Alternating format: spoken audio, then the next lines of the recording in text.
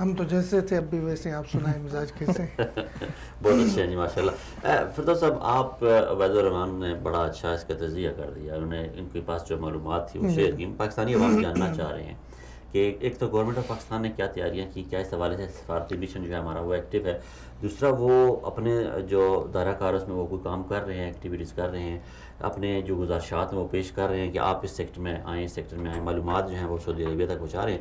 تیسری بات یہ ہے کہ جو سعودی پاکستان میں جائیں گے تو ایران کے کیا اس پہ تحفظات یا باتیں ہوں گی اور اس میں وہ کیا کرنے جا رہے ہیں, اس کے حوالے سے آپ کی کیا رائے ہے؟ بسم اللہ الرحمن الرحیم. سب سے پہلے تو عبید صاحب نے بہت خوبصورتی کے ساتھ چیزیں سامنے رکھی. میں اس میں مزید یہ اضافہ کر سکوں گا کہ سال 2019 جو آ رہا ہے وہ پورے خطے کے لیے نہیں بلکہ پوری دنیا کے لیے وہ ایک تبدیلی کا سال ہوگا.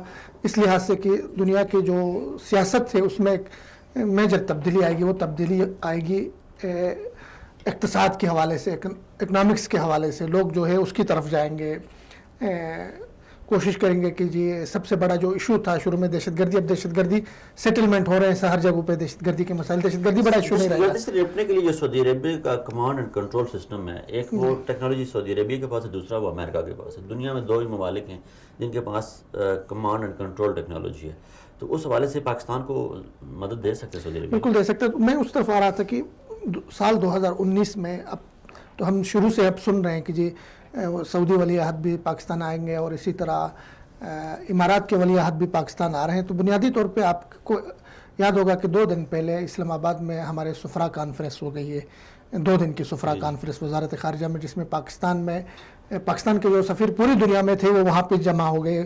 تو ان کو بنیادی طور پہ وہاں جو اہداف دیے گئے, جو ٹارگٹس دیے گئے, وہ 2 طرح کے تھے. ایک تو یہ کہ پاکستان کے جو تاجر ہیں باہر, انویسٹرز کو لے کر آئے آپ اپنے ملک میں.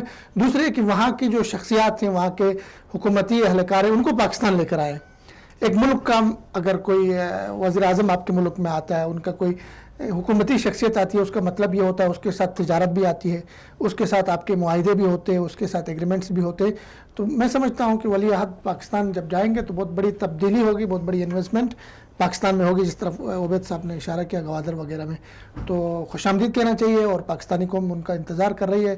بیانات آپ کے سامنے ہیں, فواد چودھری صاحب نے ان کا پیشگی استقبال کیا. اس طرح کئی حکومتی اور غیر حکومتی جو ارکان ہیں وہ ان کا استقبال کر رہے, تیاریاں ہو رہی ہیں ان کے.